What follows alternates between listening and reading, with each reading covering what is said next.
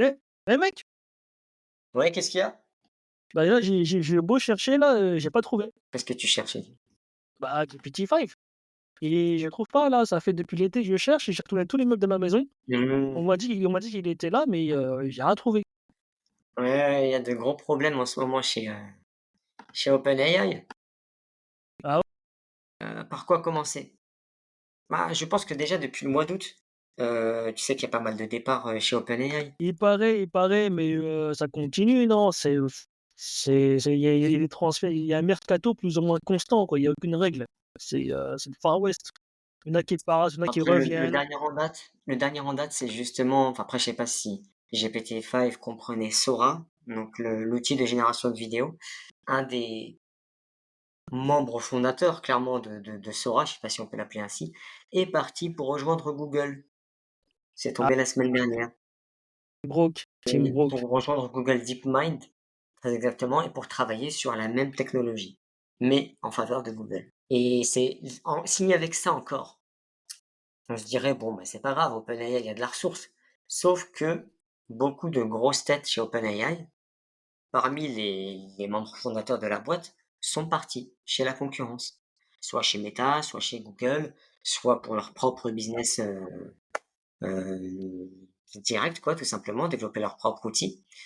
Et Et on pense, en tout cas moi je pense, je suis pas le seul à le penser, que les multiples effets d'annonce réalisés par OpenAI sur la sortie de telle fonctionnalité, de telle mise à jour ou de telle version, finalement ne se sont pas concrétisés parce qu'ils ont été pas mal ralentis par ces départs. Et c'est encore le cas actuellement. Avant, on parlait d'une hégémonie ou avoir vraiment d'une écrasante, on va dire emprise d'OpenAI sur le marché de l'IA. Là, j'ai l'impression qu'ils ralentissent considérablement depuis ses départs et que derrière la concurrence qui gagne finalement ses cerveaux tout frais, tout chauds, est en train de rattraper son retard. Après, on n'a pas encore Ouais. de cas concret. Jusqu'à aujourd'hui, je vais être délibérément provocateur, on n'a pas encore vu Google nous faire une démo correcte. Hein. On devait remonter sur les passifs Google en termes de démo, c'était pas joli à voir. En termes de fake surtout. Ouais, ils ont fait des belles démos, mais c'était fake, putain. Mais oui, Écoutez, c'était tellement scripté, ça se voyait comme le nez au milieu de la figure. Et voilà, on n'est pas là pour casser du sucre sur Google. On se dit que potentiellement, Google, avec ses nouvelles ressources à sa disposition provenant d'OpenAI, peut faire pencher la balance. Ça reste à voir. ouais, après, j'ai aussi il y a ces effets de cerveau, mais j'ai aussi l'impression aussi qu'il y a, OpenAI s'est empêtré dans des, discussions internes sur, par exemple, le but de la société. Est-ce qu'on reste assez, est-ce qu'on favorise bon, maintenant, on sait que Altman est vraiment favorise le business et veut vendre, ses outils, de plus en plus et de plus en plus rapidement. La boîte a été montée sur une mission plus ou moins de sécurité ou alors de, créer une IA, sécurisée pour tous. Le modèle et la vision de l'entreprise a changé, donc je pense que c'est aussi pourquoi on a beaucoup de départs. Il y a une sorte de multiples personnalités dans la boîte et donc forcément, bah, ça peut pas marcher, c'est pas stable. Ils vont devoir traverser cet instant-là de décision, de vision et de traçage de voie, hein, de roadmap pour perdurer et donc c'est peut-être pour ça que les concurrents en profitent et aussi j'ai Ouais. l'impression que OpenAI, enfin Altman en tout cas, travaille avec le gouvernement américain que les autres ou alors les autres c'est pas marketé. Mais on voit souvent des trucs du genre ouais, et Altman et quand voilà, travaille avec le gouvernement, je sais pas trop quoi, bref. Les autres aussi, ça c'est sûr. Mais bon, peut-être Altman Altman, a je le vois plus plus comme de un communicant, hein. Il est là pour présenter les belles choses, pour faire des beaux effets d'annonce. Derrière, voilà, il parle souvent de promesses et de fonctionnalités à venir qu'il n'est pas en mesure de d'écrire techniquement, déjà parce que c'est pas son rôle et même d'un point de vue fonctionnel, il est pas très clair encore. Il est souvent dans le conditionnel. On pourrait faire ci, on pourrait faire ça ne saurait tarder, ce sera dans un à court terme, à moyen terme, on pourra faire ça. Et j'ai l'impression que j'en ai vu quelques-unes de ces interventions, que ce soit dans des universités, dans des conférences ou face à un journaliste. ça restait toujours, enfin, on sentait qu'il était assez vigilant, dans sa prise de parole, ce qui est normal, mais en même temps qu'il était incapable de donner vraiment des jalons précis sur, les prochaines, les prochaines sorties d'OpenAI. Ouais, mais ça, c'est lié à la technologie. En fait, on dit, enfin, eux-mêmes, en fait, ils sont R&D constante. Donc, ils découvrent au fur et à mesure la tech. Mais c'est même limite, on ne maîtrise pas de ce qu'on développe. C'est de la recherche constante. C'est vrai. Donc, à un moment donné, là, enfin, on a des communiqués comme quoi ils pétaient des paliers toutes les semaines. Donc, en fait, s'ils ne connaissent pas, voilà, eux-mêmes le potentiel du truc, c'est difficile de dire, ah, voilà, cet été, on sort ça, dans 3 mois, on sort ça. Au-delà de la Ouais. course au développement, il y a aussi une course à la communication, j'ai l'impression.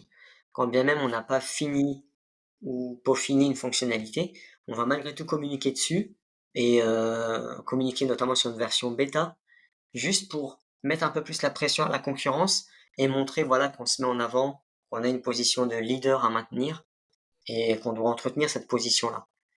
Et j'ai l'impression que là, on a l'impression qu'on a multiplié les communications de la part OpenAI et que derrière, concrètement, on n'a pas, heu, toutes les promesses ne sont pas tenues, à l'heure actuelle. Et il y a un sentiment de frustration qui commence à apparaître, je le vois parmi les différentes réactions qu'il y a sur LinkedIn et sur Twitter. Il y a une frustration qui commence à apparaître vis-à-vis d'OpenAI, entre ce qui est dit et ce qui est concrètement possible de faire via l'outil ChatGPT ou d'autres fonctionnalités à venir qui ne sont toujours pas arrivées. Bah, Et c'est vrai là où j'ai que l'impression que ouais, la concurrence est plus pragmatique et ne va pas faire des effets d'annonce, mais plutôt annoncer certaines choses au moment où elles sont déjà fonctionnelles. ouais, de toute façon, c'est vrai que OpenAI, ils nous ont fait beaucoup d'annonces avant les vacances et et au final, on voit rien. On voit rien encore. C'est ça. Il y a le La mode, première fois qu'on parlait de là ChatGPT, on se disait que ChatGPT viendrait, il me semblait juste après les vacances d'été, avant la fin de l'année. Là, on y est, mais on n'a toujours pas d'annonce officielle. ouais, avant l'été, on nous avait présenté, des trucs assez révolutionnaires. Donc, par exemple, un modèle, vocal avancé qu'ils sont en train de déployer aujourd'hui, que j'ai pu tester. Et surtout, il y avait le truc, tu te rappelles, de partage d'écran à ChatGPT et que Oui, ChatGPT commentait en réel ce que tu lui présentais. Et par exemple, voilà, tu es en train de développer ou tu es en train de faire un truc. Il y a même une démo d'un mec en train de jouer à Minecraft et ChatGPT sur le côté en disant, bah voilà, maintenant, construis tel ou tel outil. Donc, pour le construire, tu ramasses telle ou telle ressource. Tu fais ça, et puis le mec, vas-y, il faisait ça, il jouait avec un assistant ChatGPT en même temps qui lui disait quoi faire. Bon, là, on est très très loin. J'ai l'impression qu'on est très très loin de ça aujourd'hui. oui, oui, clairement, et j'ai l'impression que de toute façon cette communication excessive, elle est là pour mieux cacher, les départs dont on a parlé, les départs d'OpenAI parce que ce qui est sûr, c'est que cette vague de départ, elle va poser des problèmes, techniques en termes d'avancée, de progression, on va dire, à une fréquence qui était assez soutenue avant ces départs et là qui se retrouvent assez impactés.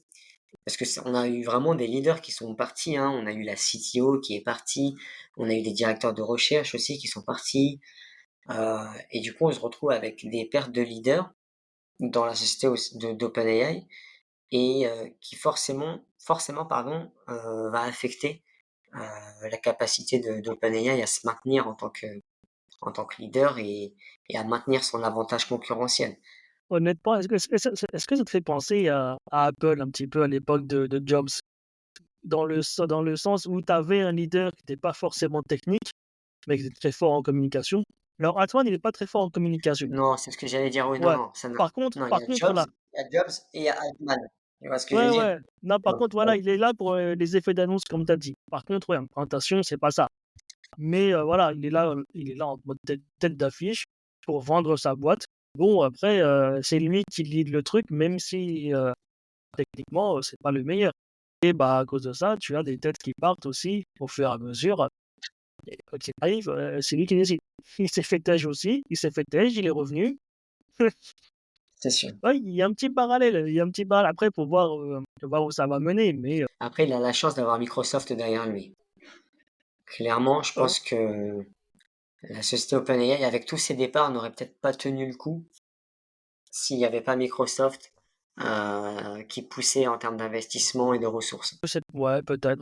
Après bon, c'est une start-up, voilà, c'est les leaders quand même, donc est-ce que Elle le monte leader très peut, vite, hein, cette boîte, clairement, que ce soit en termes de ouais, valorisation ou même de volume, de ressources, il se développe à une vitesse fulgurante.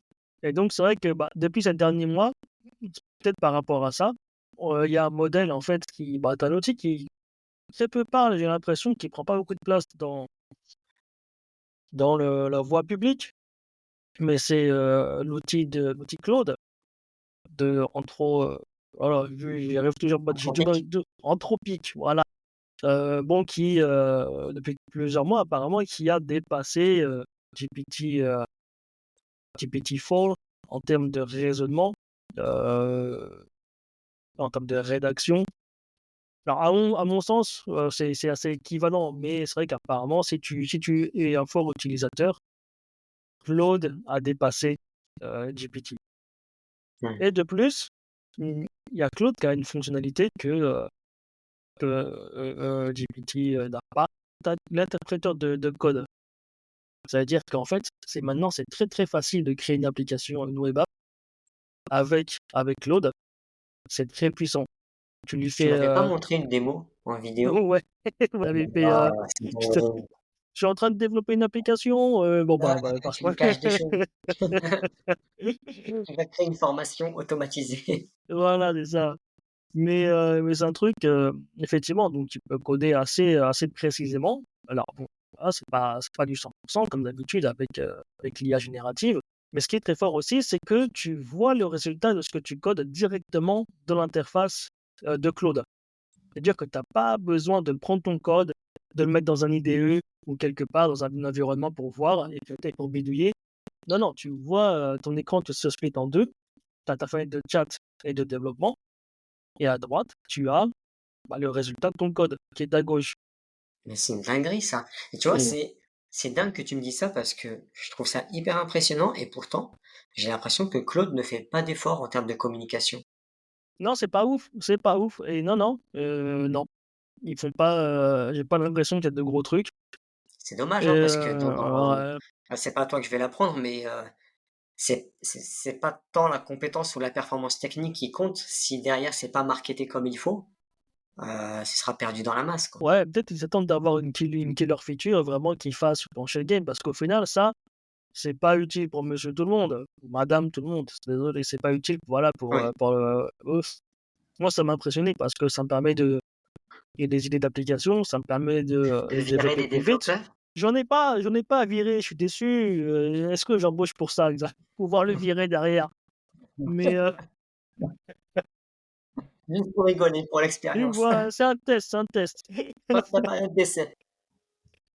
Ouais, non, mais écoute et par exemple et tu vois? Et en contrepartie, j'ai l'impression que, bah, il y a 3 jours à peu près, à la date d'enregistrement de cette vidéo, tu as GPT, enfin, tu as OpenAI qui a sorti une nouvelle interface, de GPT qui s'appelle ça Canva, le Canva. Oui, Canva ou Canvas. Ouais. Bon, bon, ouais, c'est marrant, Oui, mais il y a toujours pas ça a plus le d'interprétateur. temps de pousser. C'est Tu dit quoi? intéressant.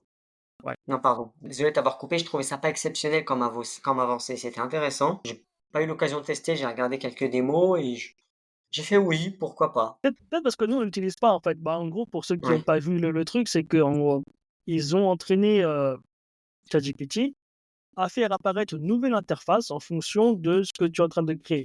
Donc par exemple, si tu es en train de créer un article de blog et bah, tac, l'interface va se modifier et tu vas avoir comme un Google Doc en fait. Ça va être comme Mmh. un Google Doc et tu vas pouvoir modifier et mettre tes prompts dans l'espèce de Canva qui s'est créé. Donc, par exemple, on a l'article de blog, si tu surlignes le titre, tu vas pouvoir, mettre ta prompt genre: «Améliore le titre, améliore le texte» et donc ChatGPT va pouvoir, impacter le résultat ciblé, et non pas l'article de blog en entier.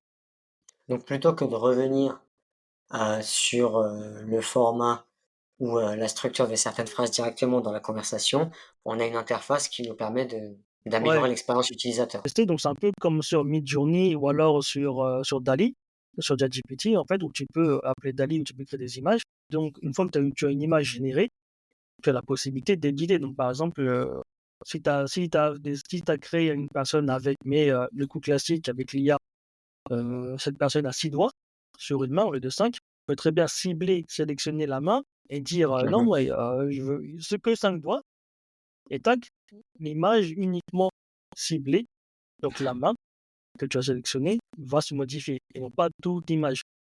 Ouais, C'est un non, peu c'est comme intéressant. ça, voilà, c'est un peu comme ça, mais pour le texte. D'accord. Bon, toujours pas d'interprétateur de code par contre. Là, je suis ouais, pour moi, quand j'ai vu Canva, là, je me suis dit: «Ça y est, ils vont rattraper le retard», mais non. Non, toujours pas. Après, là où ils ont peut-être de l'avance, c'est au niveau de l'outil vocal d'OpenAI Ouais, carrément, ouais. qui est plus poussé. Il y a une démo qui a été faite, récemment. J'arrive plus à remettre la main dessus, mais grosso modo, l'idée, c'était de permettre à ChatGPT, via sa fonctionnalité vocale, de pouvoir, en fonction d'un prompt, vocal également, bah, faire en sorte que ChatGPT appelle lui-même un restaurateur pour commander, voilà, un certain nombre de produits, dans une certaine quantité, en respectant le budget qui a été indiqué durant le prompt et demander à ce que ce soit livré, à telle adresse. Et du coup, ChatGPT va lancer cet appel-là, automatiquement, vers ce restaurateur, avec une voix très humaine, lui expliquer la situation. Je souhaite commander tel nombre de tartelettes aux fraises à l'occasion d'un pot de départ en entreprise. Voilà, j'ai un budget de 1 500 $ et je souhaite être livré à cet endroit-là, qui n'est pas très loin de votre restaurant. Derrière, ben, de son côté, le livreur, enfin le restaurateur, bah, va répondre à ce robot, même il n'aura peut-être pas conscience qu'il s'agit d'un robot, parce qu'on est vraiment dans une conversation fluide, très humaine, avec les tons, les émotions qui sont changeantes dans les timbres de voix. On perçoit difficilement qu'il s'agit d'un robot à l'autre bout du fil, mais finalement le restaurateur va se prêter au jeu et verbalement va indiquer: «OK, bah, voilà, ça rentre dans les clous en termes de critères. On peut vous livrer dans les 10 minutes qui suivent vu que vous êtes pas très loin» et le robot va répondre: «Ah bah, c'est cool, vous êtes pas très loin de chez nous» et voilà, ça se fait comme ça se présente comme ça et j'ai trouvé ça bluffant comme démo. Ça reste une démo.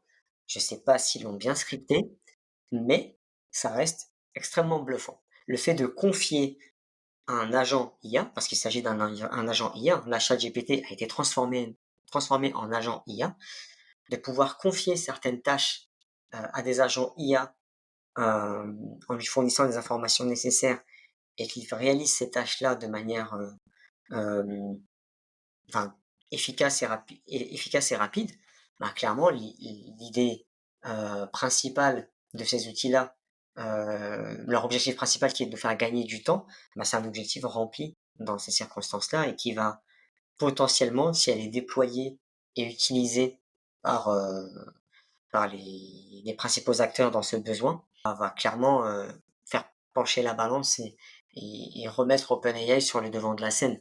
Là où actuellement on sent qu'ils sont un peu ralentis par ces différents départs dont on a parlé. Bon, je pense qu'on arrivera à ce genre de truc, c'est un futur, plus ou moins proche. Par contre, là, moi, je dis attention, c'est que, il y a quelques années, on a eu la même démo de la part de Google. Exactement la même. C'est vrai, j'ai un vague souvenir. Tu as Et raison. ouais, où par contre, voilà, on passait pas une commande, mais leur assistant virtuel, réservait une table dans un restaurant. Oui, je m'en souviens maintenant. Bon, Et alors même depuis, aujourd'hui et depuis, bon, on n'a rien vu, hein, et depuis, on n'a rien. Bon, heureusement que je vous ai pas partagé la démo, hein. Si c'est pour casser derrière, c'est pas tu me connais, moi, je suis la voix du cassage. Non, mais c'est impressionnant. Après, c'est sûr que, voilà, il faut y aller. C'est pas parce que c'est OpenAI que, l'IA, c'est super hype en ce moment qu'on va avoir ces trucs-là, demain. Il y en a qui sont frottés à ça. Bon, bah, on verra, mais c'est sûr que ça va arriver. C'est sûr que ça va arriver. En tout cas, oui, la démo, elle est impressionnante. Reste à voir ce que ça va donner. Et puis, oui, non, clairement, ça là, il y a comme je le disais, il y a une déception là, de qui commence à se faire voir, un peu partout sur les réseaux sociaux vis-à-vis de la communication d'OpenAI. Mmh. Il y a de l'impatience et de la frustration. Ah, c'est vrai que quand ils nous ont habitués à sortir des dingueries, limite tous les mois et là, le fait qu'ils ont des promesses, mais sans rien derrière, c'est encore pire en fait de rien faire. En fait, il y a un juste milieu, il y a un juste équilibre à trouver et là, j'ai l'impression que là, ils essaient de trop communiquer, pour couvrir un peu leurs arrières, mais dans le même temps, ils vont devoir assumer. Mmh. Ils ont du mal à assumer. C'est vrai, c'est peut-être pour ça qu'ils ont sorti d'ailleurs le preview de leur futur modèle. Alors je sais pas s'il est disponible à tout le monde ou alors qu'aux, premium. C'est le modèle qui s'appelle, O1 Preview donc Oui, ouais, donc GPT ça devient long en fait, un GPT-4 O1 oui, lourd. Preview. Arrêtez, arrêtez. Appelez, mettez-le GPT-5 test, Il y a ça Preview va Mini mieux. aussi. Preview Il y a Mini, Mini, faut ouais, arrêter. il y a Mini aussi, mais en fait tout ça c'est, Il y a Preview enfin bref. Canvas Mini aussi. Ah Non, je ouais? plaisante, mais ça Non peut mais venir. Je sais ah, j'ai raté ce truc-là, qu'est-ce que c'est que ça? tellement vite. C'est sorti là il y a 30 secondes. Ah mince! Voilà. Oh, il y a 5.5 qui est sorti là. Oui, ils nous ont pas prévenus, mais on n'a pas de notification. Alors que oui, alors que le preview, bah, c'est il est marrant 5 minutes, mais par contre, on revient, alors ceux qui l'ont testé, on revient à une lenteur de GPT, waouh, 3.5, vraiment à l'époque où c'était lent d'avoir une réponse. Là, effectivement, Oui, c'est lent parce qu'apparemment l'outil s'auto-check, réfléchit. Alors que là, mais en fait, je trouve que ça donne de bons résultats, des résultats plus ouais, pertinents encore. ouais, ouais. Après, bon, encore une fois, on verra ce que ça va donner, mais c'est vrai que c'est marrant de voir au moins la réflexion, parce qu'on peut voir la réflexion de l'outil en même temps. Mmh. Et quand tu vois, GPT, marqué: «Bon là, je réfléchis à l'aspect éthique. C'est ça. Est-ce que je devrais te C'est répondre assez ça ou drôle. ça?» Je «Oh non!» Qu'est-ce qui va me sortir? Ouais, c'est intéressant, enfin, attendre quelques secondes, moi, ça m'embête pas, hein, clairement. Si derrière ça te donne des résultats plus structurés, plus poussés et plus raisonnés, parce que c'est l'idée de toute façon, tant mieux. Mmh mh. C'est là, on est devenu trop habitué, au contenu systématique, disponible là, dans l'immédiat. Non, c'est pas plus mal, hein, qu'il y ait vraiment ce temps d'arrêt, même si ça reste très très rapide malgré tout. Il y a un temps de latence, mais qui reste, très raisonnable. Ouais, Pour l'expérience utilisateur. d'ailleurs, Mais oui, voilà, ouais. ça l'idée c'était, vraiment de parler exclusivement en tout cas d'OpenAI, évidemment de commenter le paradoxalement le peu d'actualité qu'il y a côté OpenAI et ce que ça pourrait sous-entendre en fait. Qu'est-ce que ça sous-entend? Ben, ça sous-entend qu'OpenAI est dépassé et que Google va prendre le relais. Non, j'y crois pas une seconde. Après, Je pourquoi pas, déteste hein, tellement Google, je en crois que fait, je c'est déteste ouais, tellement. c'est juste que, ouais, c'est possible, mais on veut pas. Ouais, c'est ça exactement. Après, pourquoi pas, mais le problème, c'est que moi, bon, personnellement, bah, peut-être que c'est pareil aussi, on a tellement bouffé de mots fake de leur part là, même s'ils rattrapent leur retard, tu auras toujours un doute, quoi. Est-ce que c'est vrai? Est-ce que c'est pas vrai? Est-ce qu'au final mon tel ça arrive dans mon téléphone, est-ce qu'il va pas exploser, tu vois? Je sais pas pourquoi, mais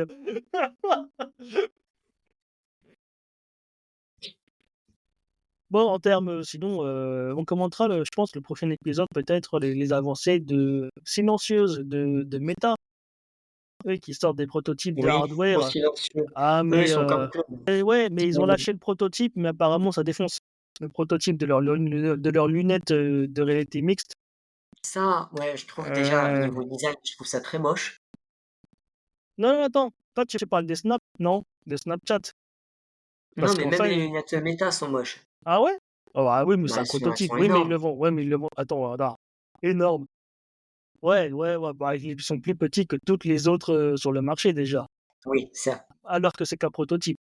Oui, bon, d'accord, si ça reste qu'un prototype, OK, on peut leur laisser une chance. Mais bon, c'est sûr que c'est plus gros que les lunettes qu'on porte actuellement, ça c'est sûr, ça Ouais, c'est non, sûr. mais surtout pas. Bah, déjà pour les Apple Vision, Je pense que là, il commence à suer. Ouais, ouais, c'est pas fait pour porter dehors, ça se voit, c'est flagrant là, c'est un laptop que tu mets sur la tête. Ça fait quoi? Ça fait 1 an là que c'est sorti. Peut-être, ouais. Et on est en train de bifurquer, mais s'il y a pas de d'application sur, sur Apple Vision, je pense que, courant 2025, on pourrait annoncer la mort de ce produit, officiellement. Ouais, tu sais, ça sent le projet, tu sais, genre, ils y pensent depuis des années. Ah là, ils se disent: «Vas-y, il faut» tu sais, c'est comme un projet qu'en fait, que tu as depuis longtemps, mais que tu sors jamais. Mmh Tu mh. dis: «À un moment donné, il faut y aller, quoi. Je m'en débarrasse. Allez, C'est ça. j'accouche le truc, j'en ai marre. Vrac, allez». C'est un peu comme les Google Glass, hein. Quoique les Google Glass, il y a pas eu autant de hype, j'ai l'impression derrière. Les glaces, ils sont jamais sortis de toute façon, donc mais le projet était ambitieux, en fait, parce que tu vois, Mais en fait, c'était le même principe, c'était de la réalité augmentée. Tu pouvais, directement avoir des projections d'écran, à travers un petit ouais, rétroprojecteur ou je sais pas, une petite caméra qu'il y avait là, qui te permettait de suivre, ta direction et en même temps de te suggérer quelques restos ou quelques endroits en fonction de tes demandes. et c'est là qu'on voit à quel point le projet était, irréalisable à l'époque. Parce que tu vois la technologie qu'ils comptaient mettre dans un tout petit carré comme ça, et Mmh. ben, même aujourd'hui, on n'y arrive pas. Mais oui, mais c'est là que je me dis: «On a l'impression d'avoir reculé». La promesse, c'était d'avoir tout dans un petit carré, sur sa monture existante, une monture lambda et finalement, je retrouve avec des casques ou des lunettes énormes, à porter pour avoir, une expérience client ou une expérience utilisateur, intéressante. Mmh. C'est intéressant. Bon, et on nous avait vendu des voitures volantes aussi, mais je ne vois rien. Je ne vois Ouais, rien. merde, punaise, Ouais, ça j'ai pas là, ça. Après on a les chiens cracheurs de feu. Là, c'est pas ah, mal aussi. les chiens robots cracheurs de Ça, feu, j'avais c'est pas vrai. anticipé. Ah non, non, et j'avais pas demandé ça non plus. Mais on l'a quand même. Donc faut penser à ce que tu ne demandes pas et que tu obtiens. Il faut penser aux besoins qu'on te crée, pas aux besoins que tu souhaites assouvir. C'est sûr que j'avais besoin d'un robot cracheur de feu pour défendre ma maison. Ouais, j'avoue. Ouais, ouais, faut protéger ta maison mec, on n'est plus en sécurité nulle part. Ah, j'avais oublié ça, ouais. Ouais, bon, Et c'était tout pour moi, hein, Sébastien, j'ai pas grand chose à ajouter, c'est parfait, merci. On a si voilà, ce n'est meubler davantage. ça se trouve demain OpenAI va nous sortir une dinguerie, on va faire un gros edit On derrière. revient tout de suite, hop, hop, hop, breaking news. Attendez, L'épisode même pas monté encore. Voilà, on annule on tout. va mettre des barres défilantes comme sur BFM, hein, des titres en rouge. Bonne Enfin idée. bref. Mais en tout cas, merci Sébastien d'avoir joué le jeu encore une fois. Mais merci Aziz et merci à tout le monde. Merci à tous, à très bientôt. Salut. Ciao.